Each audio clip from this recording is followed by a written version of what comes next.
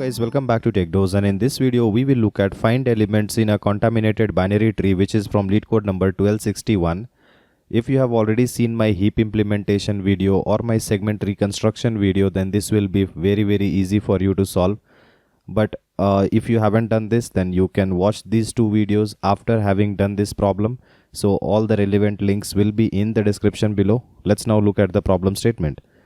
In this problem, given a binary tree with the following rules: root value is 0, and the second condition is for any tree node, if tree node value has a value x, then its left child, if it is not null, then its value will be 2x plus 1. Similarly, if the right child is present, then its value will be 2x plus 2.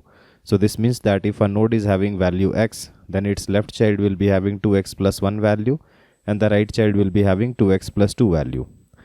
Now the binary tree is contaminated, which means that all the values have been changed to -1.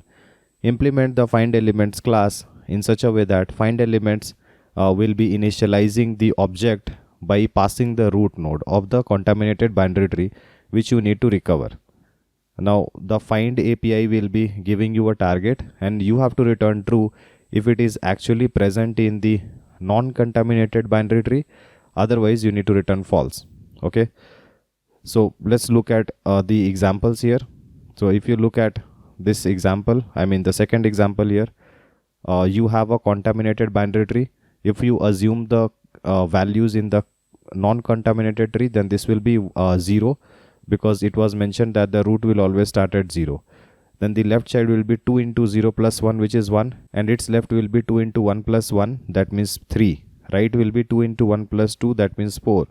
Now this zero's right will be 2 into 0 plus 2, which is 2, right? So these are all the values. Now if you start serving the find, you see that the find is asking 1. That means, do you have a 1 present? You have to return true for this. Now again the second find is asking 3. Is 3 present? Yes, you have to return a true for this. And another find is asking 5. Is 5 present? No. So you have to return false for it, right? So if you look at the answer, you see that it is returning true, true, false. Now how to do this actually? So given the tree, you can actually recover it by rebuilding the tree, right? And if you rebuild it, you can do it in order of n time by parsing it again, because the root node is already given. So you can apply DFS, BFS, whatever you want to rebuild the tree, and once you have rebuilt it, you will have all the values recovered. And if a find is coming, then you can actually parse this entire tree using DFS or BFS every time, and that will take order of n time for each of the find operation. We had taken order of n time to recover the tree as well, right? So in this way, each of the find is taking order of n, and the object initializer to recover the tree was order of n. Now let's see if this brute force technique is going to work. So if you look at the constraint here, then the tree value will be -1 in the contaminated tree, and the height of the tree will be less than or equals to 20. So the depth is pretty small. The total number of nodes is between 1 and 10 to the power of 4. That means if you recover the tree, then that will take maximum of 10 to the power 4 operations, because it is order of n. And the number of API calls, you see that for find as well, the API calls can range from 1 to 10 to the power of 4. So if one find operation is taking order of n, which is 10 to the power of 4, and then there can be maximum of 10 to the power 4 calls, then don't you think that the multiplication factor will make it 10 to the power of 8, and that will take around 1 second. And we should always make sure that our number of operations are less than 10 to the power of 8. So this brute force technique may give you a time limit exceeded, right? Now the target mentioning here is each of the item that is present will be within the integer range, which is 10 to the power of 6 in this case, right? Now let's devise a technique where the find will be optimized so that we will be passing it well within the time limit. So what we can do is, whenever the contaminated tree is given with the root node in the initializer, then I don't actually need to rebuild the tree. What I will do is, since I know that the value will start from 0, I will be saving everything into an unordered set. Okay, so I'll be taking an unordered set, and within that I will be pushing all the values while I parse the tree, because there is no use in rebuilding the tree again, because we just have to serve the find APIs, right? So we can always serve it by checking the set if the value is present or not present. So let me show you how it is done. Now when you do the DFS call, then the first value will definitely be 0, and you can see that the total number of nodes are at least 1. That means the root node is at least present, so you can push it without even checking if the root is null or not, right? So you can push this into the set. Now you can call the left child. If the left child is not null, then what should be the value? You will pass the value in the argument as 2 times of 0 plus 1, right? That means if you have x as the parent value, then the left child value will be 2x plus 1, right child value will be 2x plus 2. So in the DFS call, you will be passing these arguments. So here you will be passing a 1, and since this node is non-null, you will be pushing it into the set. Again you will make the left call, but in the left call you will check that there is no node, it is null, so you will immediately return back in the DFS call. Try the right call. When you make the right call, you pass 2 times of 1 plus 2, which will be 4. So since this node is present, you will be pushing 4 into the set, and after that if you make the left call, you will come back because it is null. Make the right call, again come back, go back to this -1. You have tried both the options of left and right call, go back to this root node. Now you make the right call, and the value passed will be 2 times of 0 plus 2, which is 2. Since this node is present, 2 will be pushed into the set. Now again make the left call, 2 times of 2 plus 1, which is 5. Now since this node is present, 5 will be pushed into the set. Left call, it will return because it is a null pointer. Right will also be returning because it is a null pointer. Now you will go back to this -1 and again make the right call. It will be 2 times of 2 plus 1, which is 6. Since this node is valid, so 6 will be pushed into the set. Left call will not happen, right call will not happen, it will just return back.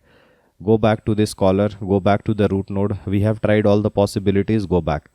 So whatever is present in the set are actually the nodes which will be actually present in the contaminated tree if it was recovered. Okay. Now once you have this set, now if the find operation is coming, let's say find 2, then you will just look it up into the set. If it is present, then return true, otherwise you return false. So this will be done in theta of 1 time. So we will just write it order of 1. Okay, so it is the average time order of 1 for the unordered set, or even for map it will take the same time. Now for finding 3, you check it into the set, it is not present, so you return false. For finding 8, you check it into the set, it is not present, so you return false. So this is how you will be recovering the contaminated tree in order of n time and serving each of the find request in order of 1 time. So you can say that total n number of finds will be served in order of n time. So this time complexity will be order of n overall, and the space complexity due to the set will be order of n because all the elements can be unique. Okay. So this is the time and space complexity. You could have even solved this by using BFS. You can just try that out. Let's now look at the code. If you are someone who is looking to prepare for top product based company within a limited time of just 3 months, then we have brought for you both the DSA and the system design live interview training program. The most important feature of this program is you get a filtered and condensed structured curriculum, in-depth discussion of all the topics, and my guarantee of your understanding, one-on-one guidance with me, and live weekend classes. To know more about the training, you can WhatsApp us on this given number. In this code, you can see this is the constructor which will be initializing the object. So it is passing the root node. As soon as the object is initialized, we will be trying to take an unordered set with the node values. Like all the node values will be pushed. We are trying to recover the tree now. So 0 will be pushed immediately because we know that root is always present. So no need to check for it. We will be making the left call with the value 2 into 0 plus 1, which is 1, and the right call 2 into 0 plus 2, which is 2. So this is the recursive code where you can check that we are trying to recover the binary tree. We are getting the current node and the expected value. Now if the current node is null, that means we will just return back it is not a valid node. Otherwise, if it is a valid node, then save the value into the unordered set, and after that with this given value you make the left call and right call with 2 into value plus 1 and 2 into value plus 2. So this will actually save all the unique values in the recovered binary tree into the node values, and after that if the find API call comes, then we just need to check if the target is present in the node values set, and if it is present, then you return true, otherwise you return false. This is the entire code. I hope it is clear. If you still have any doubt, then feel free to comment below and I'll try to help you as soon as possible. Like and share our video and subscribe to our channel in order to watch more of these programming videos. See you guys in the next video. Thank you.